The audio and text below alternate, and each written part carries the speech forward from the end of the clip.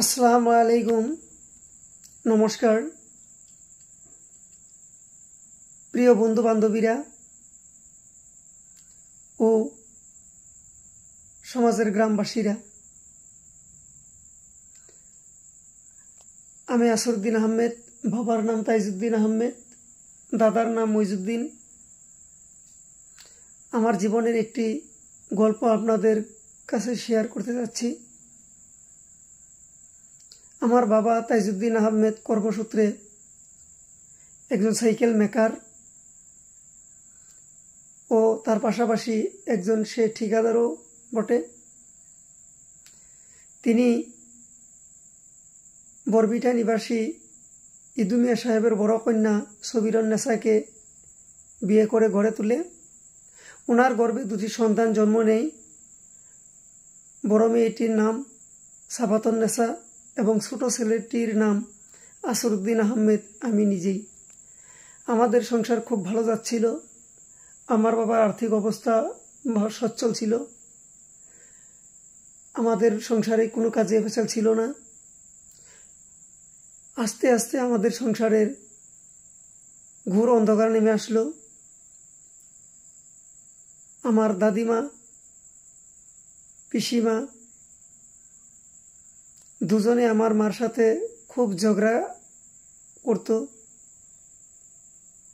আমার বাবা ওই ঝগড়ার উপরে ভিত্তি করেই কখন কখন গালিগালাজ করত, মারত। 1984 সালের কথা, রবিবার দিনকার ঘটনা বলছি। তখন আমার বড় বোনের বয়স 4 বছর, আমার 2 কিংবা 2.5 বছর। আমার বাবা কর্মসূত্রে বরপেটা টাউনে গিয়েছিলেন। তখন আমার মার সঙ্গে আমার দাদিমা ও ছোট পিসিমা, ওনাদের সঙ্গে আমার মার কাজে পেছাল আরম্ভ হয়ে যায়। চুলিয়াচুলি মারামারি হয়ে যায়। যখন বাসায় ফিরে আমার বাবা, তখন আমার দাদিমা ও পিসিমা কেঁদে কেঁদে বিচার দিতে লাগলো। সেই বিচারের পরে আমার বাবা আমার মাকে কারাল দিয়ে মেরেছিল। মেরে উনি রবিবার দিন গড়েমারি বাজারে যাওয়ার আগে বলছিল, আমি ফিরে এসে যেন তোর মুখটা না দেখি। আমার মা তখন বাবা চলে যাওয়ার পর হয়তোবা নিজেই গলায় রশি ঝুলিয়ে আত্মহত্যা করে নেন, নয়তোবা ওনাকে ঝুলিয়ে রাখা হয়। এই সংবাদ যখন আমাদের নানার বাসায় পৌঁছালো, ওনারা এলেন। তখন ওনারা বরপেটা লাশকাটা ঘরে মিলিত হলেন। সেখানে যে পর্যন্ত এটা মীমাংসা না হবে সে পর্যন্ত আমার মার লাশটা কাটতে দিতে হলো না। আমার মামার তরফ থেকে তারা কেস করবে বলে হুমকি দিলেন। 2 পক্ষের সমঝোতার ভিত্তিতে আমাকে আমার দাদা মইজউদ্দিন আধা বিঘা মেদি মাটি আমার নামে নামজারি করে দেওয়ার ফলেই কেস না করে বিবাদ মীমাংসা করা হলো। আমার নানার তরফ থেকে আমার মার মৃত লাশটা ওনারা বাসায় নিয়ে দাফন করবেন বলে চেয়েছিলেন, কিন্তু আমার বাবা খুব প্রীতি দেখিয়ে বললেন যে উনি আমার মাকে আমাদের বাসায় কবর দেবেন, কারণ স্মৃতি হিসাবে মেয়ে ছেলে ওরা দেখতে পাবে। তখন আমার মামারা সব চলে গেলেন। আমার বাবা আমার মাকে বাসায় ফিরে না এনে সাইলখাওয়া নদীর বালুর চরে ওনাকে চাপমাটি দিয়ে পুঁতে ধুয়ে আসলেন।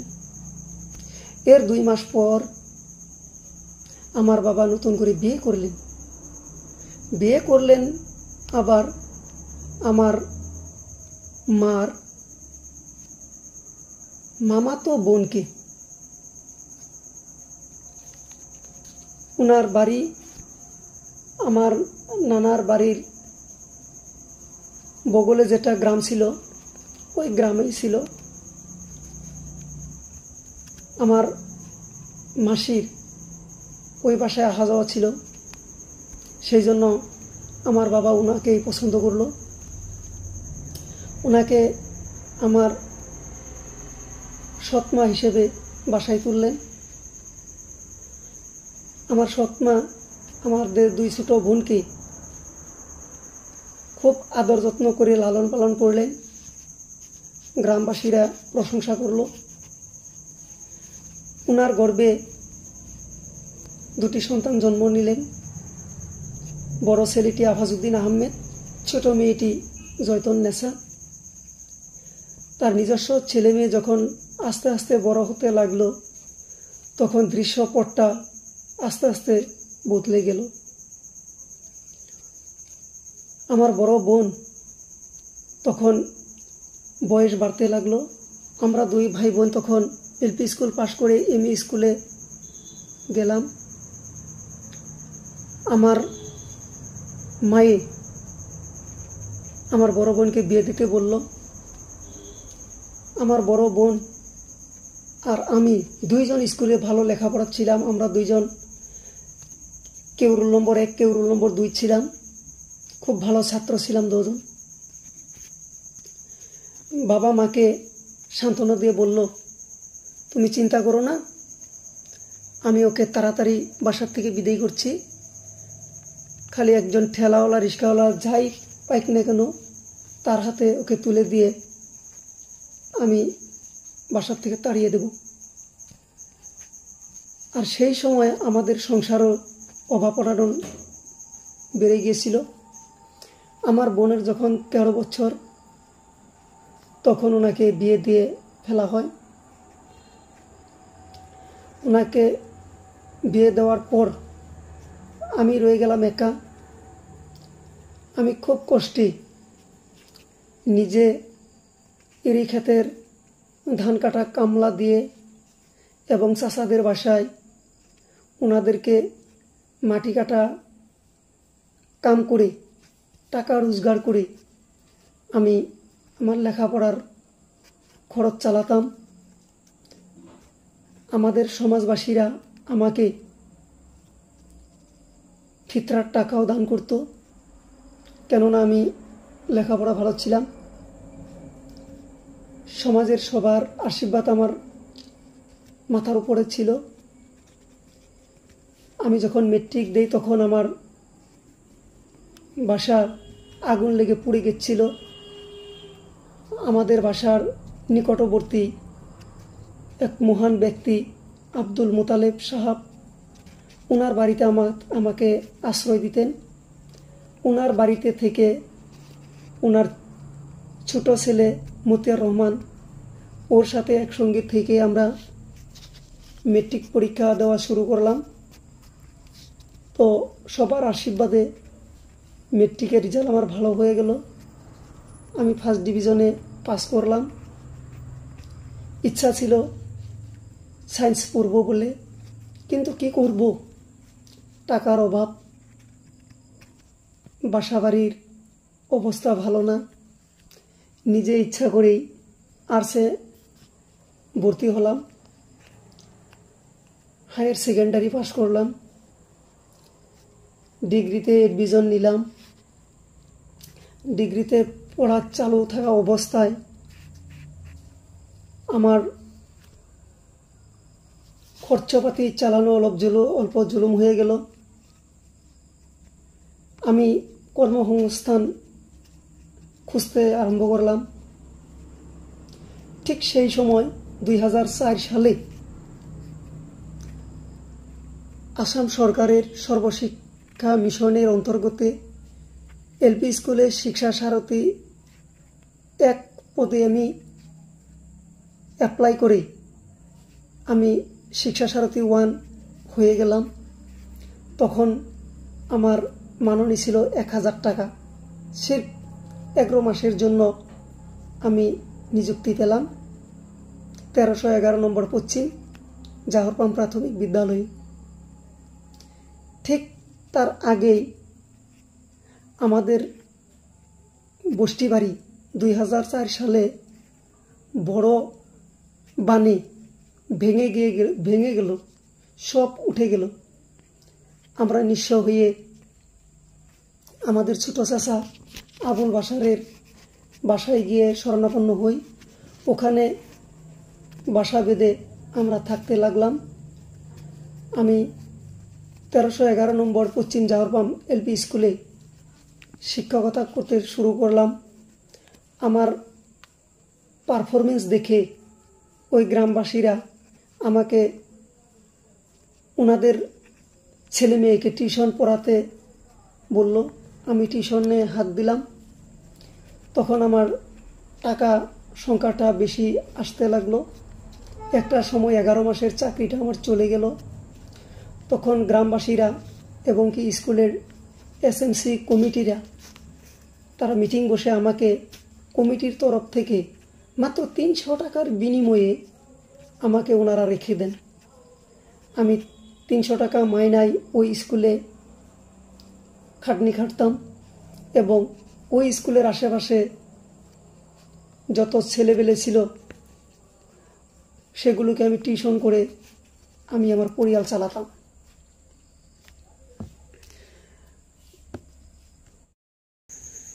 2012 সালে তখনকার কংগ্রেস সরকারের আমলে শিক্ষামন্ত্রী ছিলেন ডক্টর হিমন্ত বিশ্ব শর্মা। উনি সম্পূর্ণ নিকা পদ্ধতিতে টেট পরীক্ষা অনুষ্ঠিত করেন এবং কি বিনামূল্যে উনি টেট উত্তীর্ণ শিক্ষার্থীকে চাকরি দেন। সেই সুবাদে আমি 2012 সালের সর্বশিক্ষার অধীনে 13,000 টাকা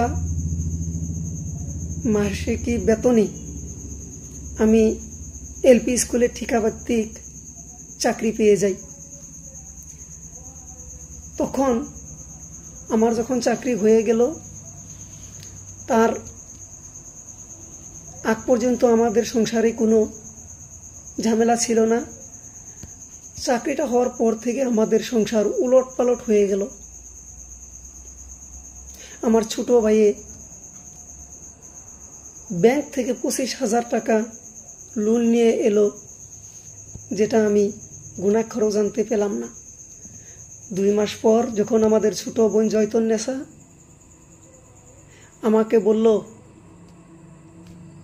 25,000 টাকা লোনের কথা, তখন আমি টাসকি খেলাম। আমি সহজভাবে মেনে নিতে পারলাম না। এত কষ্ট করে সংসার চালালাম, তখন তো কেউ কোনো ঋণ করেন নাই এবং সাংসারিক কামে টাকা পয়সা খরচ করেন নাই। এখন আমার চাকরি হয়েছে, এখন তো আমাদের অভাব নেই, কেন সে 5,000 টাকা নষ্ট করে 25,000 টাকা লোন বের করলো? আমি কিছুই জানলাম না। তখন আমি বাবা মা ছোট ভাইকে নিয়ে বসলাম যে কেন সে 25,000 টাকা লোন করলেন। তো সেটার জবাব আমার বাবা যা দিয়েছে সেটা আর আমি বলতে চাই নাই। আমি বুঝতে পেরেছি যে তারা আমার সঙ্গে পাল্লা চালাচ্ছে। যাই হোক, যখন আমি এই কথা নিয়ে বসলাম তখন থেকে আমার ছোট ভাই আমার সঙ্গে রেগে ও আমার সঙ্গে কথা কওয়া বন্ধ করে দিল। এমনিভাবে 4.5 বছর পার হয়ে গেল, ও আমার সঙ্গে কথা বলে না। এবং কি বাবা মাকে বললাম যে ও কেন কথা বলে না, আপনারা কিছু বলতে পারেন না? তখন তারা যাই বুঝাক না কেন সেটাতে কোনো আসে যায় না এবং কি কি জানি বা নাই বোঝাচ্ছে। তো সেইভাবেই চলতে লাগলো। আমিও ভাবলাম যে যে যেমনি করে চলে যেতে পারে চলুক, আমাদের সংসার ভেজাল না হলেই হলো। ও কথা বলে নাই, কি হলো, আমি সংসার চালিয়ে যাব, আমি আমার রাস্তায় হেঁটে যাব।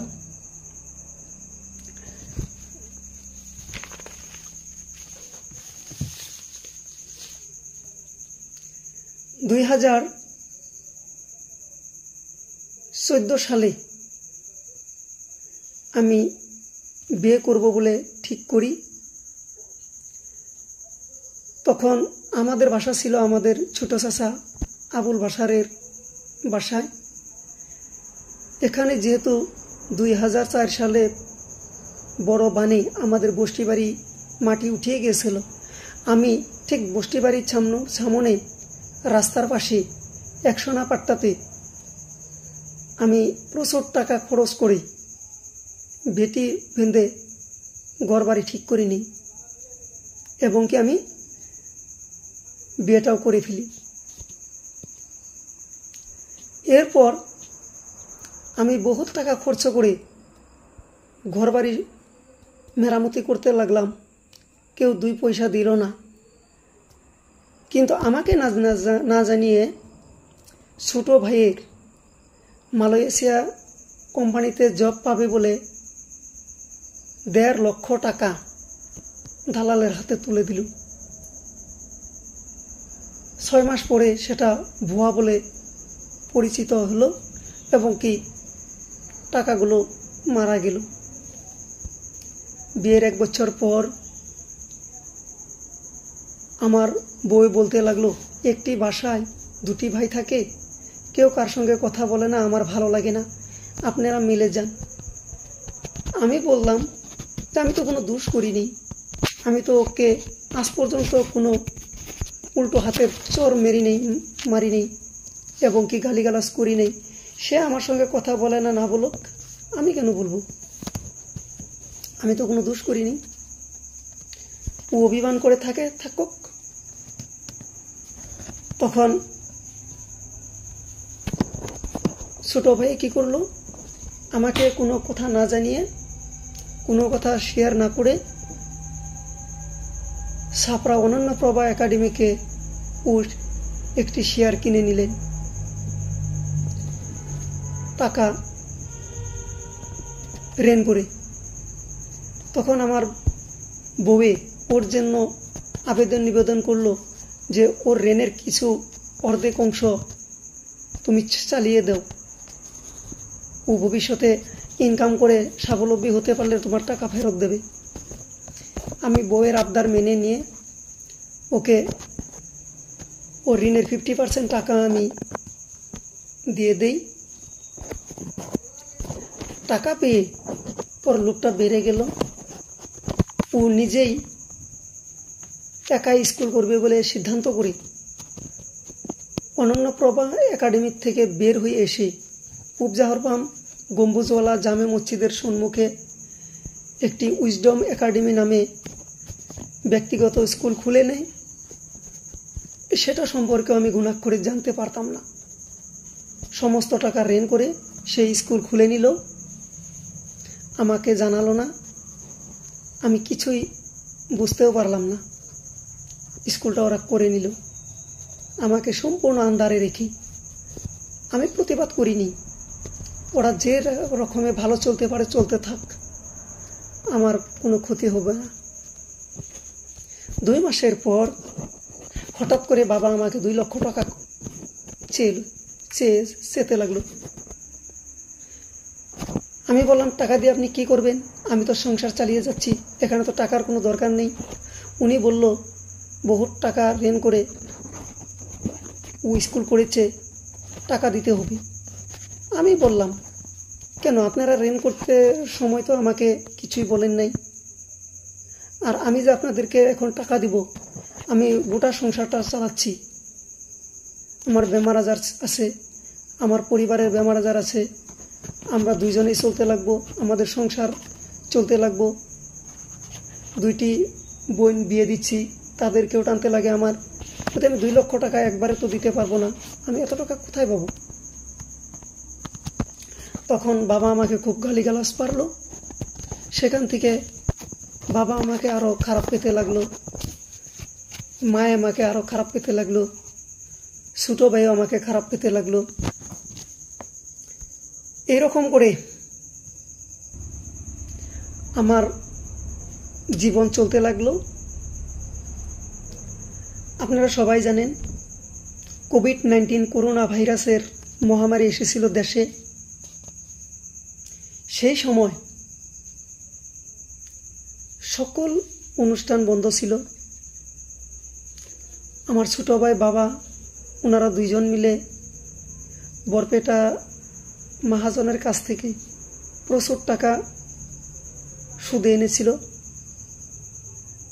ওনারা সুদের টাকা দিতে না পারাতে একদিন মালিকে এসে আমার বাবার ছোট ভাইকে গালিগালাজ করে বলতে লাগলো, বরপেটা টাউনে যেই যাবে তাদেরকে বেঁধে রাখবে টাকা দিতে না পারলে। তখন যেহেতু আমার বাবার দোকান বন্ধ, ছোট ভাইয়ের স্কুল বন্ধ, ও 2 জনের ইনকাম সোর্স একবারেই বন্ধ। গোটা বিশ্বে, গোটা ভারতবর্ষে লকডাউন চলছে, কিন্তু আমার দরমাহাটা চালু ছিল। আমি মনে মনে ভাবলাম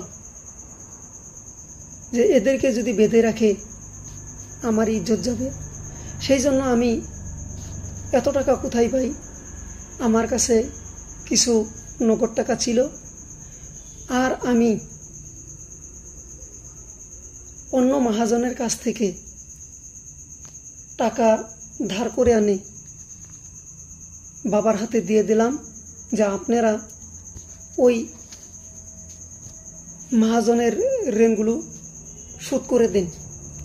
যখন এই কোভিড কমে যাবে এবং করোনা শেষ হয়ে যাবে, স্কুল চালু হবে, তখন আফাজউদ্দিন ইনকাম করে নিজের স্কুলও চালাবে এবং কি আমার ঋণটাও লাহে লাহে মেরে দিবে। এই আশা করে আমি চলতে লাগলাম।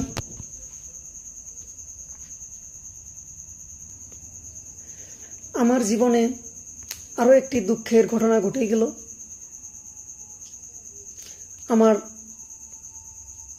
একমাত্র মেয়ে আনিশা আহমেদ, ওর বয়স যখন 5 বছর, সেই সময় টাইফয়েড জ্বর, যাকে সন্নিপাত জ্বর বলে আপনারা জানেন, ও 16 দিন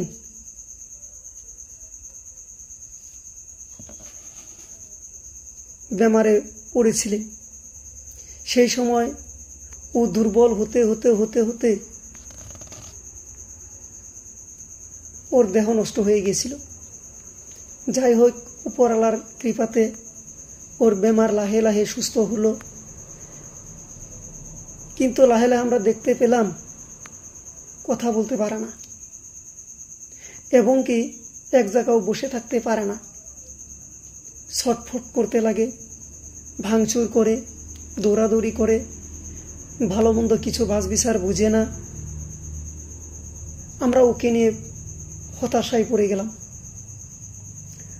ওর জ্বালাতন আমার বাবা সহ্য করতো না।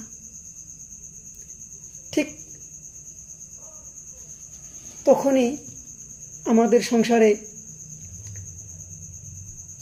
আরেকজন নতুন অতিথি আসা শুরু করে দিল। তখন ডাক্তারে বলল যে এই বাচ্চা রাখতে চাইলে আপনার পরিবারকে সম্পূর্ণ সুস্থতায় থাকতে হবে, ওনাকে কোনো কাজ কাম করা যেতে দেবে না। কেননা এর আগে আমার পরিবারের দুটি বাচ্চা 4 মাস এবং কি 5 মাসের নষ্ট হয়ে গিয়েছে। খুব টাকা খরচ করে 3 নম্বর সন্তান ধরতে যাচ্ছে। তখন আমি স্কুলে ফিরে যাই। বাসায় আমার মেয়েটা এবং কি আমার পরিবারের খেয়াল করার মতন সেমন দরদি আমার ছিল না। যার যার সংসার নিয়ে সে ব্যস্ত। যদিও আমার গোটা পরিবারটা আমার ইনকামের উপরে চলতো, তৎসত্ত্বে তাদের নিজস্ব ইনকাম আলাদা করে রাখতো তারা। বাবার দোকান করার পয়সা বাবার পকেটে থাকতো, মার হাঁস মুরগি বেচার পয়সা মার পকেটে থাকতো, ছোটো ভাইয়ের স্কুল করার পয়সা ছোটো ভাইয়ের পকেটে থাকতো, এবং কি আমার চাকরির দরমাহা দিয়ে গোটা পরিবার চলত। তখন আমি উপায় না দেখে আমি সিদ্ধান্ত নিলাম যে আমার শ্বশুর বাড়ি আমার পরিবারটাকে শিফট করে দেব। তখন সেই সিদ্ধান্ত নেওয়ার আগে আমি আমার বড় বোন এবং ভগ্নিপতিকে বললাম, এখন আমি যদি আমার শ্বশুরবাড়ি চলে যাই আমার বউয়ের দেখাশোনা করার জন্য, কেননা সেখানে থাকলে আমার শ্বশুর এবং শাশুড়ি ওনারা দেখভাল করতে পারবেন এবং কি আমার উগ্র মেয়েটাকে সামাল দিতে পারবেন। আমি আমার উগ্র মেয়েটাকে তো আমি সামাল দিতে পারবো না, কেননা আমি স্কুলে ডিউটি করা লাগে। তখন আমার বড় বোন এবং ভগ্নিপতি বলল যে তুমি কি বলতে চাও? আমি বললাম আমি যেহেতু বাসায় থাকবো না, এর সুযোগে একটা বদনামি আসতে পারে যে বাবা মায়ে কষ্ট করে লালন পালন করলো, চাকরি পেয়ে ছেলেটা বাবা মাকে ফেলে নিজের শ্বশুর শাশুড়িকে নিয়ে সুখে রয়েছেন। সেই জন্য আমি কিছু একটা টাকা বাসায় মা বাবাকে দিতে চাই। তখন ভগ্নিপতি বলল যে তুমি 3000 করে টাকা তোমার বাবাকে দিয়ে দাও। আমি বললাম যে 3000 টাকা আমি দিব ঠিকই, 2000 টাকা আমি বাবাকে দেবো, 1000 টাকা আমি মাকে দেব। সেই সময় থেকে আমি যখন শ্বশুরবাড়ি গেলাম, শ্বশুরবাড়ি যাওয়ার পর ওনাদেরকে 3000 করে টাকা মাসের 5 তারিখের ভেতরে দিয়ে দিতাম। লকডাউন শেষ হয়ে গেল, স্কুল নিয়মিত চলতে লাগলো, ইনকাম ভালো হতে লাগলো, সবের ইনকাম চালু হলো। কিন্তু ছোটো ভাইকে আমি পয়সা দিতে বলে আমাকে টাকা পয়সা কিছুই দেয় না। দিন করে করে দিন মাস বছর পার করতে লাগলো।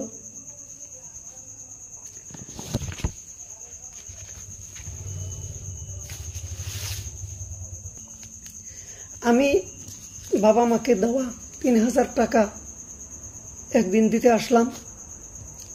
সন্ধ্যা হয়ে যাওয়াতে মা বলল, ভাত খেয়ে শুয়ে পড়ো, কালকে এখান থেকে ভাত খেয়ে স্কুলে যাবা, ওখান থেকে শ্বশুরবাড়ি যাবা। আমি সেই রাতে রয়ে গেলাম। আমি অবশ্যই শ্বশুরবাড়ি থাকলেও সপ্তাহে 1-2 বার বাবা মাকে দেখা করে যাই। আমি যে রাতে রয়ে গেলাম সেই রাতে 2টা বাজতে বরপেটা সদর পুলিশ থেকে, থানার থেকে পুলিশ মিলিটারি এসে আমাদের ঘর বাড়ি ঘেরাও করে ছোটো ভাইকে ধরে নিল, সেই সঙ্গে আমাকেও ধরে নিল। আমি বললাম আমি কেন যাব, আমি তো কোনো কিছু করি নাই। কিন্তু আমি আগেই জানতাম সেই সময় স্কলারশিপের একটি চক্র সারা আসামে জায়গায় জায়গায় ধরা পড়ছে। আমিও মনে মনে যা সন্দেহ করেছিলাম সেটাই হয়ে গেল। ছোটো ভাই স্কলারশিপ কেলেঙ্কারিতে ফেসে গেল। আমি যেহেতু এলপি স্কুলে কাজ করি আর বাসায়ও থাকি না, ওই স্কলারশিপের সঙ্গে আমার কোনো লেনাদেনাও নেই। আমি দারোগা মশাইকে বললাম, স্যার আমি এলপি স্কুলে কাজ করি, আমি ওর বড় ভাই, আমার স্কুলের কোনো স্কলারশিপ হয় না এবং আমি হেডমাস্টারও নয়, আমি সহকারী শিক্ষক। তো ওর কামের সঙ্গে আমার কোনো রিলেশন নেই এবং আমি বাসায়ও থাকি না, বাবা মাকে দেখতে আসছি। ওনারা আমার কোনো কথা শুনলেন না, জোর করে আমাকে তুলে নিয়ে গেল আর বলল, তুমি থানায় গিয়ে চহি করে ঘুরে আসবা, তোমার কোনো অসুবিধা হবে না। আমি ওদেরকে বিশ্বাস করে ওদের জিপে উঠলাম, থানায় নিয়ে মাত্র ওনারা আমাকে লকআপে ভর্তি করলেন। লকআপে ভর্তি করেই তারপরের দিন আমাকে হ্যান্ডকাপ পরিয়ে মেডিকেল করতে নিলেন। আমার বাবা তার আত্মীয় স্বজনকে নিয়ে ছোট ভাইকে ছুড়াতে চেষ্টা করলো। আমি যেটা চাকরি করা ছেলে, আমাকে যখন ধরে নিয়ে যায়, তখন আমার ছোট ভাইটা এমন কথা বলল না যে স্যার আমার দাদাকে নেবেন না, সেই এর সঙ্গে জড়িত নয়। আমার বাবাও বলল না যে স্যার আমার বড় ছেলেটাকে নেবেন না, ও বাসায় থাকে না, ও এটার সঙ্গে জড়িত নেই, জড়িত যদি থাকে আমার ছোট ছেলে থাকতে পারে, ওর বিচার হোক, বড় ছেলেটাকে থুয়ে যান। আমার ছোট ভাই, আমার বাবা কোনো কিছু বললেন না। তারা বললে হয়তো আমাকে থুয়ে যেত। আমি সরকারি চাকরি করি, আমার চাকরির অসুবিধা হবে, আমাকে ছুটকারা দেওয়ার জন্য উনি আমার বাবা কোনো চেষ্টাই করলেন না বটে। আমার শ্বশুর বাড়ির থেকে মানুষ এসে, ওনাদের এক আত্মীয় পুলিশ হয়, উনি আমাকে রিমাইন্ডে ওসিকে বলে আমাকে তার পরের দিনই খালাস করে নিয়ে গেলেন। এরপর আমার মনটা আরও নষ্ট হয়ে গেল। যাই হোক, তা সত্ত্বেও আমি সংসারে মিলে থাকার জন্য চেষ্টা করতে লাগলাম। আমি যখন শ্বশুরবাড়ি থাকি, তখন 2023 সালের আগস্ট মাসে একটা সূত্রে জানতে পারলাম যে আমার ছোট ভাই আমাদের এক চাচার ঝামেলা থাকা মাটি ও কম দামে কিনেছে, ভেজাল কিনে নিয়ে বেশি দামে আমাদের গ্রামের এক ব্যক্তি, ওনার নাম হলো হানিফ খান, তার ছেলে রোশন খান, ওর সাথে এগ্রিমেন্ট করে 35 লক্ষ টাকা নিয়ে ও বিলাট্টারিহাটি ST Albert international English medium school খুলে নিল। যখন আমি জানতে পারলাম, তখন আমি শ্বশুরবাড়ি ছিলাম। আমাদের বাসায় আমাদের বাবা একটি সরকারি ঘর পেয়েছিল, সেটা উঠানোর জন্য বস্তিতে মাটি ফেলানো লাগে। ছোট ভাইয়ে তার পকেটে টাকা থাকা সত্ত্বেও তার টাকা নাই বলল, আমাকে মাটি ফেলাতে বলল। আমি বস্তিতে নতুন করে আরও মাটি ফেলে দিলাম। দেওয়াতে বাবার সরকারি ঘরটাও উঠল, আমার পুরানা ঘরটাও বস্তিতে উঠে গেল। তখন এই কথাটা যখন জানলাম, তখন আমি শ্বশুরবাড়ি থেকে তাড়াতাড়ি করে ফিরে আসলাম, কিন্তু বাসায় যাওয়ার পরিস্থিতি ছিল না। সেই জন্য বাড়ির পাশেই নিকটেই আব্দুল মুতালেবের ছেলে মতিউর রহমানের ঘরের রুম ভাড়া নিয়ে ওখানে থাকতে থাকি। আমাদের মা বাবা ওনারাও ছোটো ভাইকে নিয়ে অন্য একটা রুমে ভাড়া করে থাকে। আমি ভাড়া করে চলে আসলাম, কেননা আমি যদি এখন বাসায় ফিরে না আসি তাহলে আমার টাকা আর উঠবে না। কেননা 35 লক্ষ টাকা পেয়েও যখন আমি 1 টাকাও পেলাম না,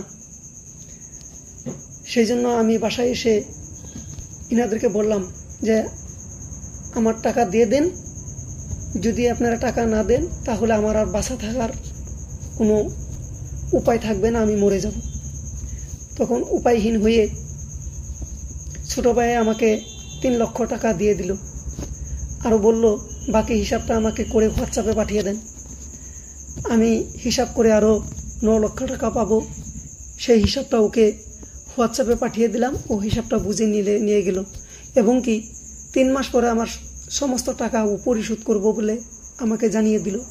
আমি মনে মনে রয়ে গেলাম।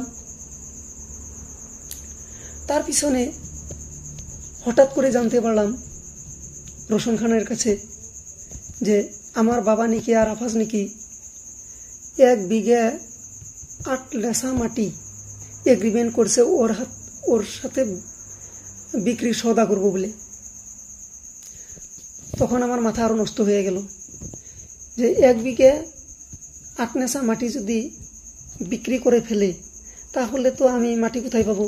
সব মাটি যদি বাবা বিক্রি করে ফেলে আমি থাকবো কোথায়? কিন্তু তখন আমি আর ওই কথাতে কোনো কানহার দিলাম না। কেননা আমি ভেবেছি আগে আমার 9 লক্ষ টাকা উঠে আসুক। এখন যদি আমি ওই মাটি বাড়ির কথা উঠাই তাহলে বিবাদ বেড়ে যাবে এবং কি টাকা মারা যাবে। তখন 9 লক্ষ টাকা পাবার জন্য আমি ছোট ভাইকে 3 মাস পার হয়ে গেল, 3 মাসের পরে 5 মাস পার হয়ে গেল, টাকা দেয় না, দিন বলতে টাকা দেয় না। তখন আমি বাবা আর মাকে ডেকে এনে বললাম যে টাকা দিবি কি না ভালোভাবে বল। তার জবাবে ও বলে দিল আমি টাকা দেব না, তুমি যা খুশি তাই করে নিতে পারো। আমাকে খুব খারাপ ব্যবহার করলো বাবা মার সামনে এবং কি খুব খারাপ হুমকিও দিয়ে দিল, অপমান করলো। আমি নীরবে সয়ে সেখান থেকে চলে গেলাম। 1 সপ্তাহ মনে মনে রয়ে গেলাম যে দেখি আমার অপমানের জন্য বাবা মা অনুশোচনা করে আমাকে কিবা বলে নাকি। কিন্তু দেখলাম না, বাবা মা ওনাদের কোনো কথাই মনে লাগলো না। আমার অপমানের কোনো আমাকে বুঝও দিলেন না। তখন আমি আমার সমাজের মুরব্বী, প্রেসিডেন্ট সম্মানীয় আতর রহমান সাহেব ও সম্পাদক সেক্রেটারি হাকিম খান সাহেব, ওনাদের কাছে গিয়ে আমার কথাটা বললাম। আমি সামাজিকভাবে ওনাদের কাছ থেকে ডেট চেয়ে নিলাম যে এখন আর বাবা মার কাছে কথাটা নেই। এতদিন পর্যন্ত বাবা বলেছিল যে আমি তোর টাকা দিয়ে দেব, ও যদি টাকা না দিয়ে দেয় তুই টাকা চিন্তা করবি না, আমি দিয়ে দেব। কিন্তু যখন বাবার সামনে ও এত অপমান করলো, বাবা কিছুই বললো না, তখন আমি দেখলাম যে আমার টাকা আর উঠবে না। সেই জন্য আমি সমাজের কাছে শরণাপন্ন হয়ে গেলাম। যখন সমাজের কাছে শরণাপন্ন হয়ে গেলাম, ওনারা আমাকে 2024 সালের এপ্রিল মাসের 5 তারিখে আমাকে বিচারের ডেট দিয়ে দিলেন। যথা সময় সব মানুষকে আমি জানিয়ে দিলাম। তারা আসলো, এসে দেখে যে ওরা ঘর বাড়ি তালা মেরে বাসায় নেই, টাউনে চলে গেছে। কিন্তু জানতাম না কেন কিসের জন্য চলে গেছে। যাই হোক, ডেটটা বদলিয়ে আরও একটা ডেট করা হলো। 2024 সালের এপ্রিল মাসের 8 তারিখে আরও একটা ডেট করা হলো, জুম্মাবাদ। যথাসময়ে সামাজিক মানুষেরা জুম্মার নামাজ পড়ে এসে আমাদের বাসায় হাজির হলেন। কিন্তু কার্যত দেখা গেল আমাদের প্রেসিডেন্ট সাহেব আতর রহমান সাহেব সেই সামাজিক মিটিংয়ে উপস্থিত নেই। আমরা ধৈর্য ধরতে লাগলাম। 1 ঘন্টা পর অধৈর্য হয়ে কিছু মানুষ উঠে যাব বলল। তখন সম্পাদক সাহেবে ওনাকে ফোন করলেন। আমার প্রেসিডেন্ট সাহেব মোবাইলটা বন্ধ করে রেখে দিয়েছে। তখন প্রেসিডেন্ট সাহেবের বড় ছেলের কাছে ফোন করে তার মোবাইলটা নিয়ে গিয়ে ওনার বাবাকে দিতে বলাতে উনি বাধ্য হয়ে চলে আসলেন মিটিংয়ে। কিন্তু আমার ছোট ভাইটা সেই মিটিংয়ে নেই। উনি ওনার অ্যালবার্ট ইন্টারন্যাশনাল স্কুলে কামে ব্যস্ত। যখন ছোট ভাই নেই তখন গ্রামের মানুষগুলো চেতাচেতি করলো যে আজকে এইরকম একটা বিচার দিয়ে সেই বিচারে যার বিপক্ষে বিচার হবে সেই কেন উপস্থিত নাই। আমার বাবাকে তারা জবাবদিহি করতে লাগলো। তার জবাবে আমার বাবা বলল, আতর রহমান সাহেব প্রেসিডেন্ট যখন আছেই আমাদের বংশেরও সে একজন মুরব্বী, তাকে আমি সবসময় মানি, ওতে সে যেটা করবে সেটাই হবে। তখন আমার ছোট ভাইকে ফোন করা হলো, 1 ঘন্টা বাদ ও আসলো। 2 ঘন্টা পরে সমাজের বিচারের আসর বসলো। ফরিয়াদি হিসাবে প্রেসিডেন্ট সেক্রেটারি আমাকে বলতে বলল যে কেন আমাদেরকে ডেকেছ। আমি সমাজবাসীকে বললাম আমি 3টি কথার জন্য আপনাদেরকে ডেকেছি। আমার 1 নম্বর কথা হলো, আমার মৃত মায়ের লাশের দাম স্বরূপ আমার দাদার তরফ থেকে 1/2 বিঘা মাটি আমাকে নামজারি করে দিয়েছিলেন। সেই মাটিটা আমার বাবার গ্রেপ্তারে রয়ে গিয়েছেন। উনাকে বললে কখনো বলে না মাটিটা কোথায় আছে, কি হালে আছে। সেই মাটিটা আমাকে সমঝিয়ে দিতে বলেন। 2 নম্বর, ছোট ভাইয়ের কাছে আমি 9 লক্ষ টাকা পাওনা আছি। সেই টাকা খুঁজতে গিয়ে মা বাবার সামনে ও আমাকে অপমান করেছে, টাকা দেবে না বলেছে। তো আপনারা এই টাকাটার কি ব্যবস্থা করতে পারেন করেন। নাম্বার 3, আমি ঘর বাড়ি ছেড়ে শ্বশুরবাড়ি আসছিলাম, সেখান থেকে ভাড়া করে আছি। এখানে আমি আমার এই পাগলা মেয়েটা নিয়ে থাকাটা জুলুম হয়ে গেছে। তো আমি বাবার সম্পত্তিতে যাব, আপনারা ওখানে আমাকে একটা সাইট দেখিয়ে দেন বাবাকে সঙ্গে রেখে, কেননা ওখানে সব রকমের মাটি আমি ফেলে দিয়েছি এবং কি বাবার নতুন ঘরটা ছোটো ভাইয়ে তুলে নিয়েছে, আমার পুরান ঘরটা ওখানে তোলা আছে। তো সেই বৈঠকে ছোট ভাইকে বলল যে আসরুদ্দিন তোমার কাছে 9 লক্ষ টাকা দাবি করছে, তোমার কাছে পায়, কথাটা কি সত্যি? তখন ছোট ভাই বলল হ্যাঁ সত্যি, 9 লক্ষ টাকা উনি পাবে, ওনাকে আমি টাকা দিয়ে দেব। তখন সমাজবাসী বলল তুমি কেমনি করে দিয়ে দিবে, আমাদেরকে বলো। সামাজিক প্রথম বৈঠকে 2,10,000 টাকা প্রথম কিস্তিতে দিবে বলে স্বীকার করলেন এবং সমাজের মানুষে আমার ছোট ভাইকে 5 দিনের সময় দিলেন। 5 দিনের সময়ের বাদে আরও একটা মিটিংকে বাদবাকি কথা আলোচনা হবে বলে সমাজবাসীরা আমাকে জানিয়ে দিলেন। ঠিক তাই 2024 সালের এপ্রিল মাসের 14 তারিখে দ্বিতীয় সামাজিক বৈঠক বসা হয়। এই সামাজিক বৈঠকে আমার যে 1 নম্বর দাবি ছিল, আমার 1/2 বিঘা মাটিটা, সেটা আমার বাবাই আমাকে দিতে পারবে না বলে ধুলিসাৎ করে দিলেন। সে আবুল তাবুল বলে কথাটা কেটে নিলেন। 2 নম্বরটা হলো আমার যে 9 লক্ষ টাকা, এই 9 লক্ষ টাকার 2 লক্ষ টাকার ব্যাংকের চেক দেওয়া হলো, ব্যাংকের চেকটা দেওয়া হলো, আর বাকি টাকাটা আরও একটা ডেট নিবে বলে জানিয়ে দেওয়া হলো। তখন ছোট ভাইয়ে বলল যে আমি আর টাকা দিতে পারবো না, আমি মাপ চাই। তখন সামাজিক মানুষে বলল যে তুমি এত টাকা এইরকম করে মাপ চেতে পারো না।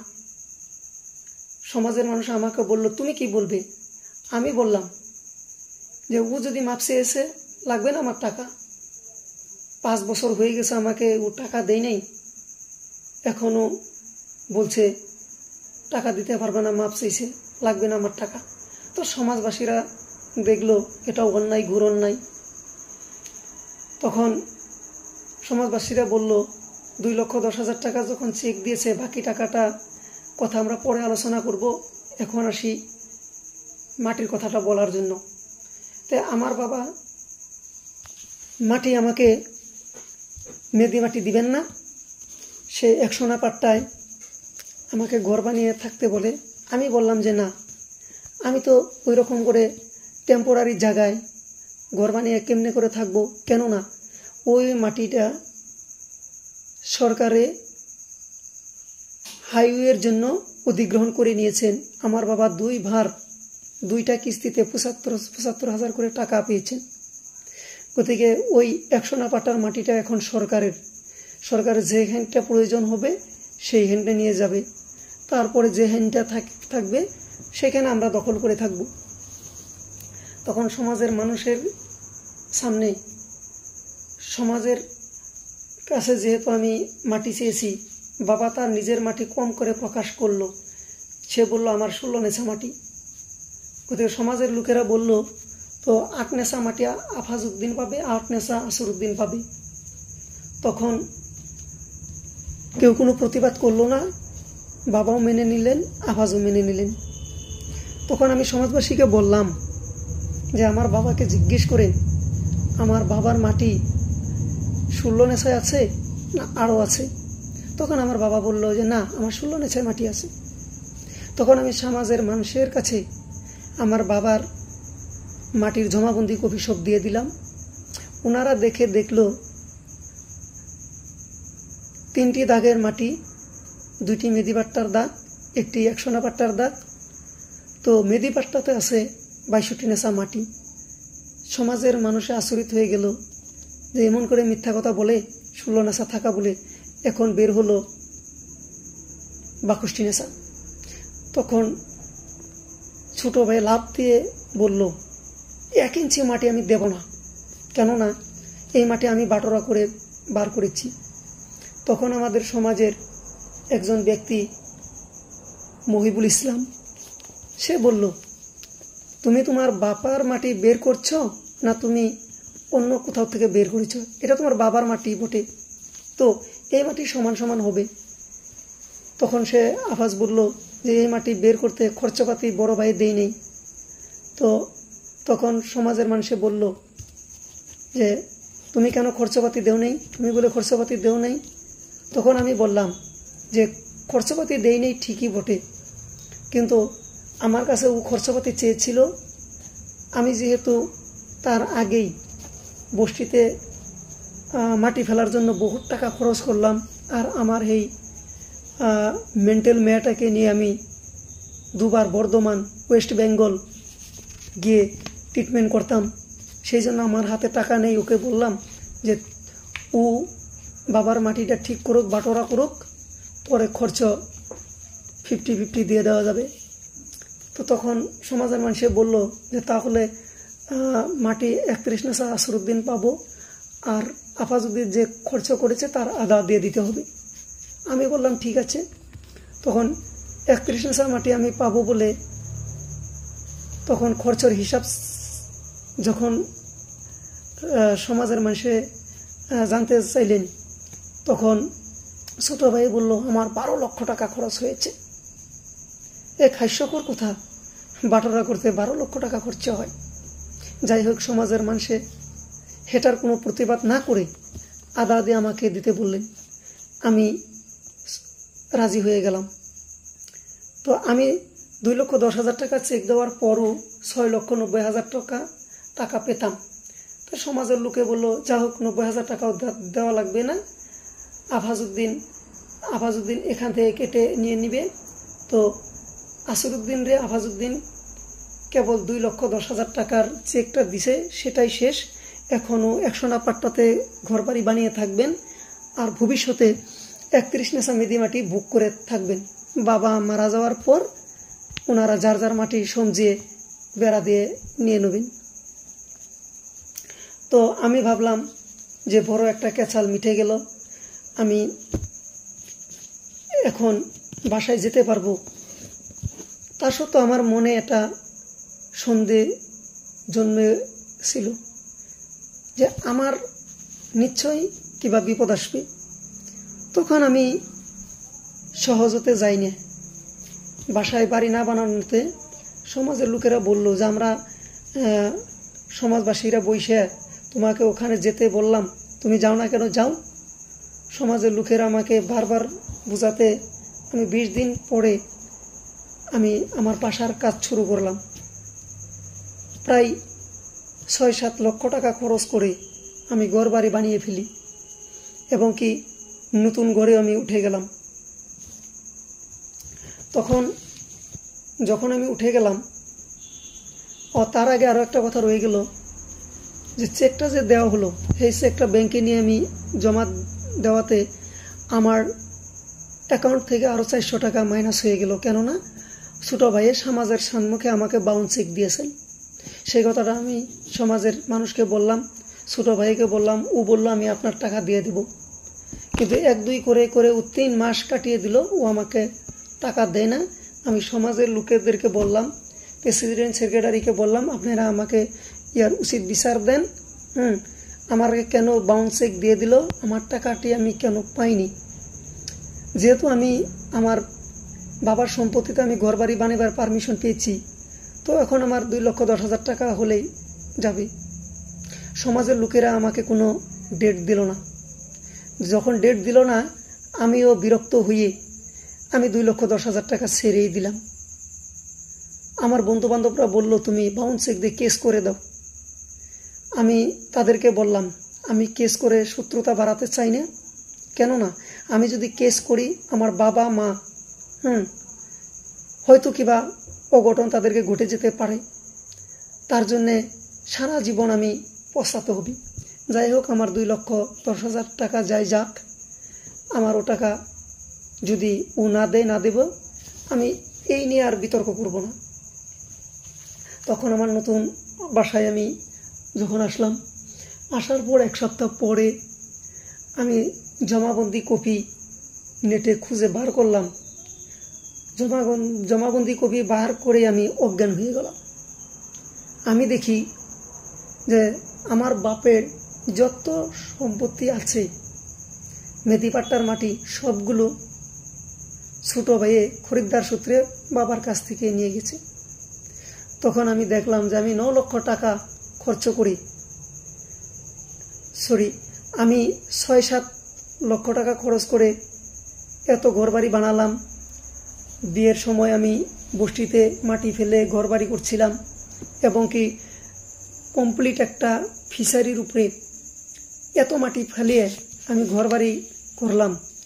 আজকে সব দেখি আমার ছোট ভাইয়ের মাটি হয়ে গেছে। তখন আমি সঙ্গে সঙ্গে আমাদের প্রেসিডেন্ট চাচা আতর রহমান সাহেবকে বললাম যে এইরকম অন্যায় আমার সঙ্গে হয়ে গেল।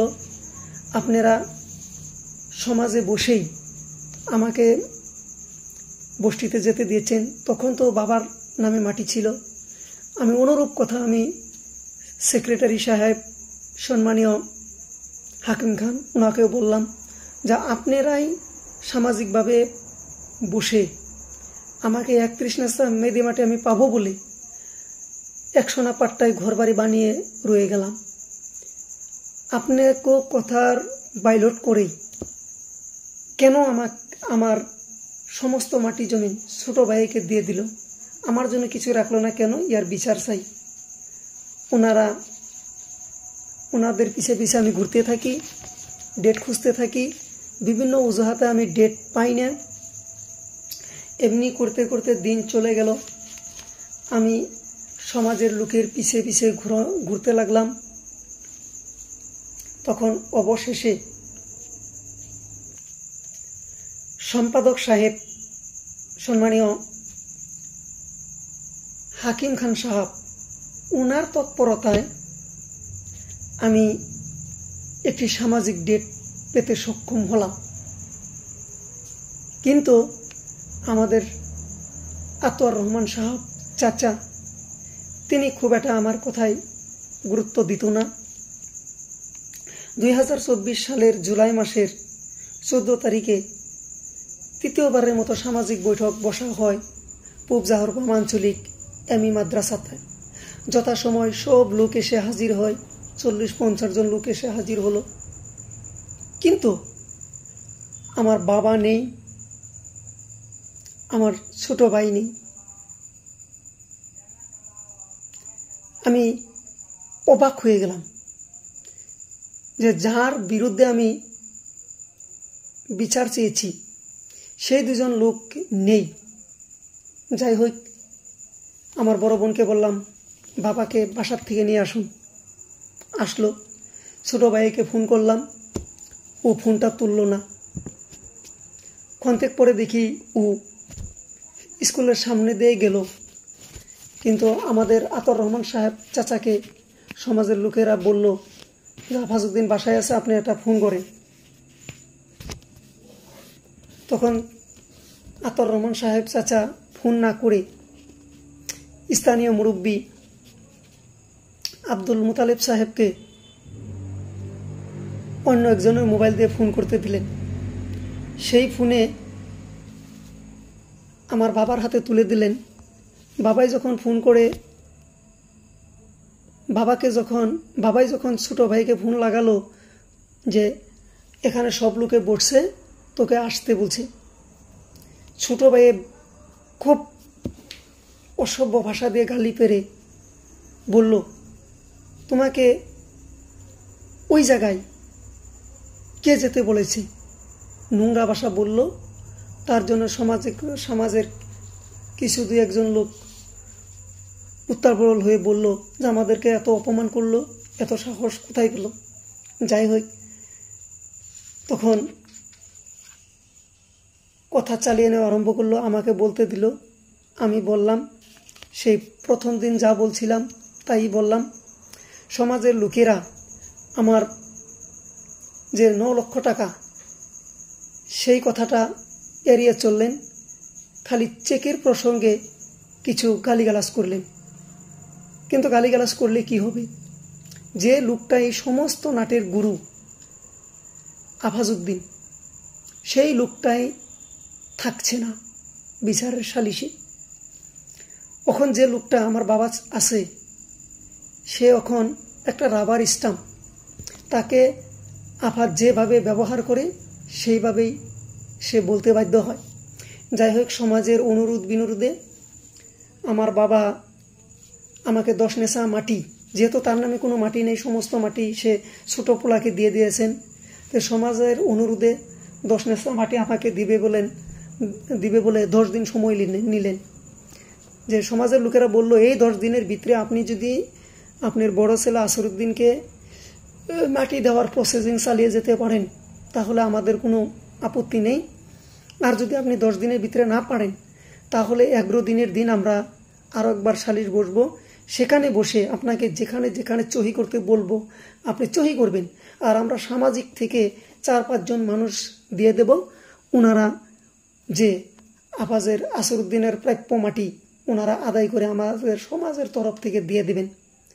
আমি আমার টাকার কথা বললাম, যদিও সমাজের 2-1 লোকেরা বলল যে সমাজের বিচারের প্রসঙ্গগুলা যেভাবে যেতে দাও, একটা একটা করে লাহে লাহে সমস্যার সমাধান হতে দাও। আমি আর বিবাদ করলাম না। সমাজের তরফ থেকে প্রেসিডেন্ট সম্পাদকে বলল যে তোমার কোনো আপত্তি আছে? আমি বললাম যে না, আপনারা যেটা করছেন আমি সেটাই শিরোধার্যে নিয়ে গেছি, আমি আর কোনো বিরোধ করব না। দুর্ভাগ্যর বিষয়, 10 দিনের জায়গায় 20 দিন গেল, কোনো কিছু কামের প্রগ্রেস হলো না।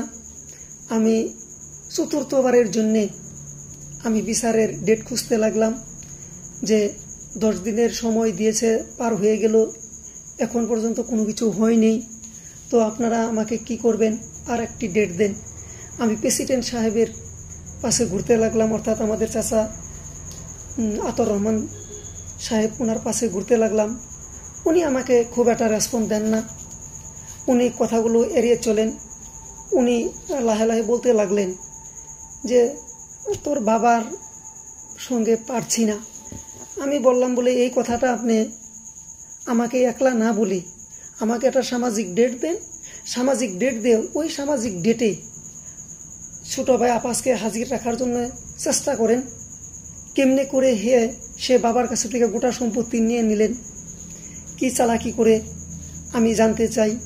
আমি সম্পত্তি পাবো কি পাবো না, আমার ঘর কবে ভেঙে ফেলবে, কেননা এখন আমার সমস্ত ঘরটা ওর মাটির উপরে রয়ে গেছে, তা আমি থাকতে পারবো কি পারবো না, এইগুলো কথা ওর মুখ থেকে শুনতে চাই।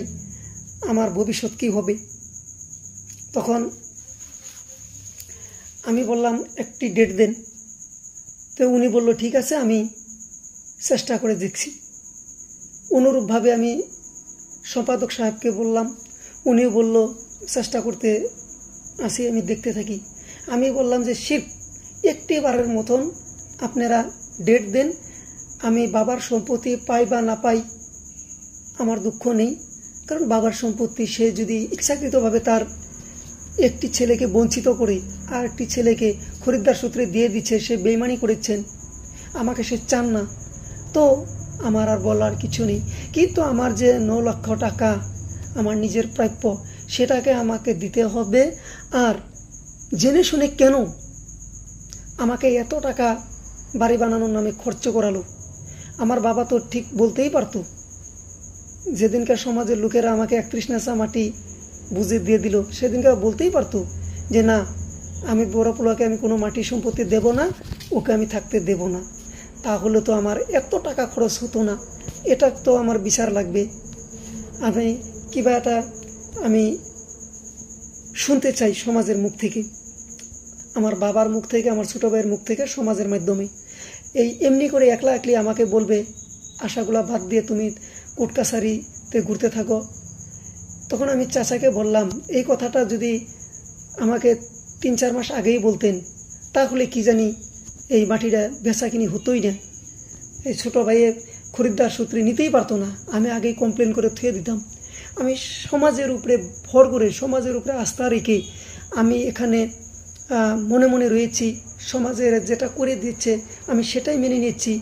এখানে সমাজের লোকেরা একটি করে দিল, আর ওখান থেকে সমাজের লোকের রায়কে অমান্য করে আমার বাবা, আমার ছোটো ভাই আমাকে বঞ্চিত করে সমস্ত কেড়ে নিল। কেন সমাজের লোকেরা এর প্রতিবাদ করে না আমি বুঝতে পারছি না। যাই হোক, সমাজের লোকেরা তখনই আমার জন্য প্রতিবাদ করতে পারবে যখন প্রেসিডেন্ট ও সম্পাদকে একটি সামাজিক ডেট দেবে। সেই ডেটে বসলে সামাজিক লোকেরা কিছু বলতে পারবে। সেই প্ল্যাটফর্মটা আমি খুঁজছিলাম প্রেসিডেন্টের কাছ থেকে। একদিন মাগরিবের নামাজ বাদ কয়েকজন লোকের সামনে যখন আমি প্রেসিডেন্ট সাহেব আতর রহমান এবং সম্পাদক সাহেব সম্মানীয় হাকিম খান সাহেব দুইজনকে বললাম, তখন সরাসরি আমাকে আমার চাচা আতর রহমান বলে দিল যে তোর বাবার সঙ্গে পারি না, তোর নিজের রাস্তা তুই খুঁজে নি। এই বলে উনি চলে গেলেন। তারপর আমি সম্পাদক সাহেবকে বললাম যে আমার প্রেসিডেন্ট চাচা যে যা বলল আমার বুঝার আর বাকি নেই, আমার আর কি হবে বা এই পর্যন্ত কি হয়েছে আমি সব বুঝে গেছি। এখন আপনার কথাটা আপনিও ওই রকম বলে দেন, কেননা সমাজের লোকেরা বলে আসছে আমাকে যে তোমাদের ভেজাল মরেছে। আমি তাদেরকে কোনো কিছু বলতে পারিনি। তখন যদি আপনিও ওই রকম করে বলে দেন যে তুমি তোমার রাস্তা দেখে নাও, তাহলে আমিও তো বলতে পারবো যে গোটা সমাজে আজকে 3-4 মাস ধরে একটি মাত্র আফাজউদ্দিন আহমেদ, যে নাকি গোটা সমাজকে বুর্বক বানিয়ে, গোটা সমাজকে বাইলট করে একাই সে সব জিতে গেলেন, আমাকে ভিখারি বানিয়ে, সমাজের চোখে ধুলো দিয়ে, সমাজকে ঠগিয়ে, আমাকে ঠগিয়ে। এটা কেন হলো? তখন হাকিম সাহেব আক্ষেপ করে বলল, তুমি আর আক্ষেপ করো না, আমি লাস্টবারের মতন একাই চেষ্টা করে দেখব। আমাদের সমাজের 2 জন লোক, একজন নজরুল মাস্টার আর একজন লতিফ চাপ, ওনার 2 জনকে নিয়ে আমাদের বাসায় গিয়ে বাবার সাথে আলাপ করে আরেকবার বসার জন্যে কিবা একটা করা যায় নাকি উনি আমাকে সান্ত্বনা দিলেন। সেই সান্ত্বনা 1 সপ্তাহ আমি ধৈর্য ধরলাম। তারপরে আমি সম্পাদক সাহেবকে ফোন করলাম। উনি আমাকে বলল, দেখো আমি একা কী করি, তোমাদের চাচা আতর রহমান সে মুখ ফুরিয়ে নিল, সে থাকলে হয়তো কিবা একটা হতো, আমি একাই কেমনে করে কি করব, দেখো আমি তো একা পারছি না। তো এখন আমি তোমাকে আর কি বলবো, আমি বলার ভাষা হারিয়ে ফেললাম। তখন আমি বললাম, চাচা আপনি আর আক্ষেপ করা লাগবে না, ঠিক আছে, আমি বুঝে গেছি আপনিও সারেন্ডার হয়েছেন। তখন আমি সেটা বলে ফোনটা কেটে দিলাম। তো এভাবেই আমার জীবনটা নষ্ট হয়ে গেল। এখন আমি আমার বন্ধুদের কাছে, সমাজবাসীর কাছে একটি দরখাস্ত করতে চাই, আপনারা আমার জন্য দোয়া করবেন। সমাজের কাছ থেকে আমি ন্যায় পেলাম না। সমাজে আমাকে পঙ্গু করে দিল। মা বাবা, ছোট ভাই, তারাও আমাকে ভিখারি বানিয়ে দিল। শেষবারের মতন আমি আমার ছোট ভাইকে সামাজিক কাঠগড়ায় দাঁড় করিয়ে আমি ওর মুখ থেকে শুনতে চেয়েছিলাম যে আমি কি অপরাধ করেছি, সে আমাকে এত বড় বেইমানি করলো। আমি বাবার মুখে শুনতে চেয়েছিলাম কেন সে আমাকে এমন করে ঠগালো। আমি সৎ মাকে জিজ্ঞেস করতে চেয়েছিলাম যে কেন মা তুমি আমার জীবনটা নষ্ট করে দিলে, কিন্তু সেই সুযোগটা আমি আর পেলাম না। তাই এখন আমি আমার সমাজবাসীর কাছে আমি অনুরোধ করছি যে আপনারা আমাকে আশীর্বাদ করবেন, কেননা আমার ছোট ভাই, সৎ ভাই, বেঈমান মুনাফিক আফাজউদ্দিন এখন সে দুটো স্কুলের মালিকানা এবং কি আমার বাপের পৈতৃক সম্পত্তি সবখানে জমি জামাতের সে এখন মালিকানা। তো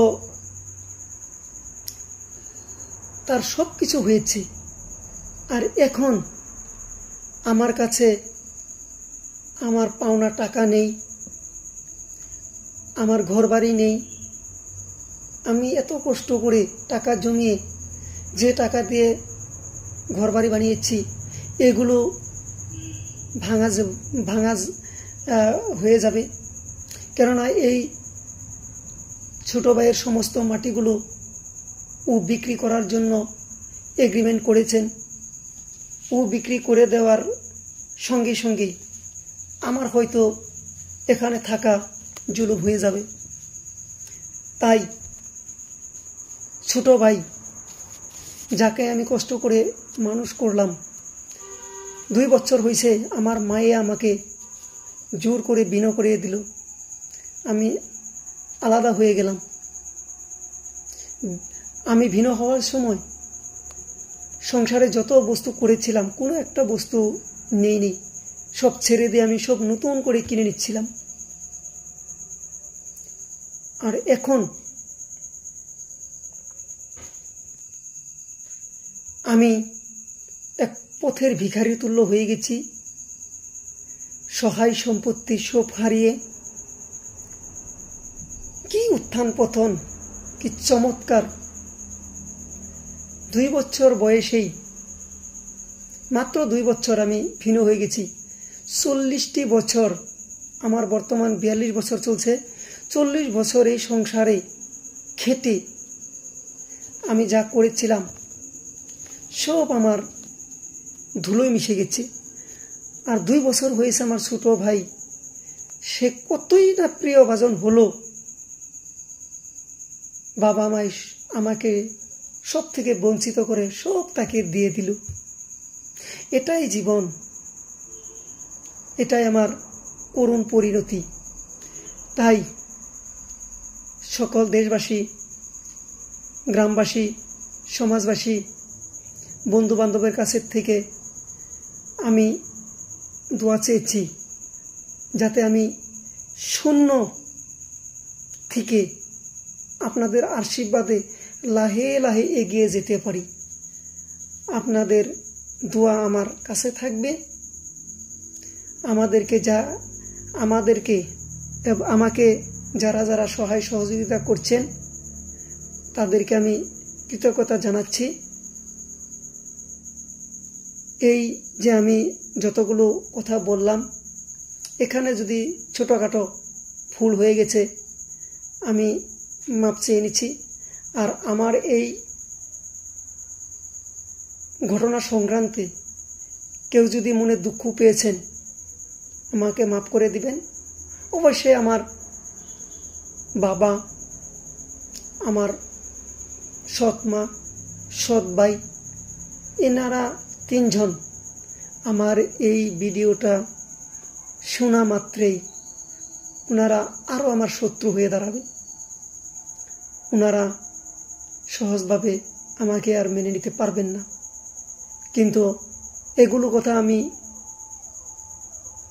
সামাজিক মাধ্যমে এই জন্যে জানালাম, আমার সকল বন্ধু বান্ধবরা বলতেছে তোমার ভেজালের কি হলো।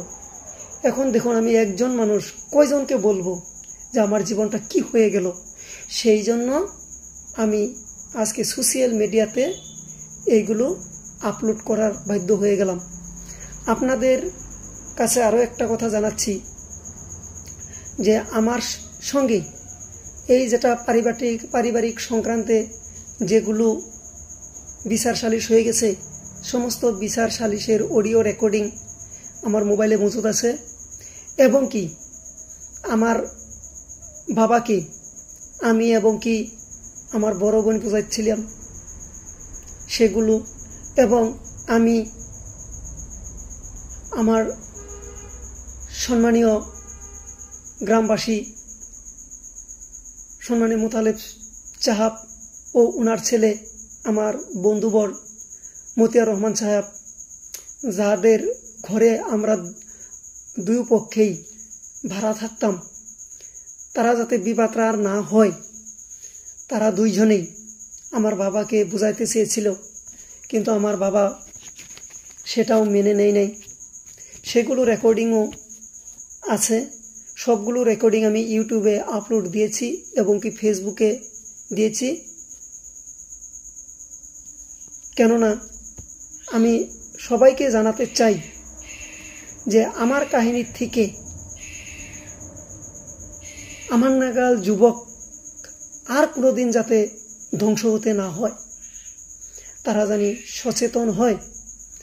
আমি আমার সৎ মার, সৎ ভাইয়ের প্রেমে ভুল গিয়ে তাদের ছলনাময়ী প্রেমের পাল্লাই পড়ে আমি সর্বস্ব দিয়ে দিছি। আমি জানতাম না ওনাদের অন্তরে এত বড় বেইমানি ছিল। আমি বুঝতাম না। যদি জানতাম আমার নিশ্চয় প্রাইভেট গাড়ি থাকতো, আমার বিল্ডিং থাকতো, আর ওরা নিশ্চয় রাস্তায় কষ্ট করে খেতে হতো। যাই হোক, আমার ছোট বেঈমান ভাইটা ওর জীবনেও আমাকে ঠগিয়ে উন্নতি করে নেক, আর আমি আমার শূন্য জীবন থেকে নিখুঁতভাবে 2 টাকা কারো কাছ থেকে না ঠগিয়ে যাতে আমার জীবনটা আমি চালিয়ে যেতে পারি তার চেষ্টা করে যাব।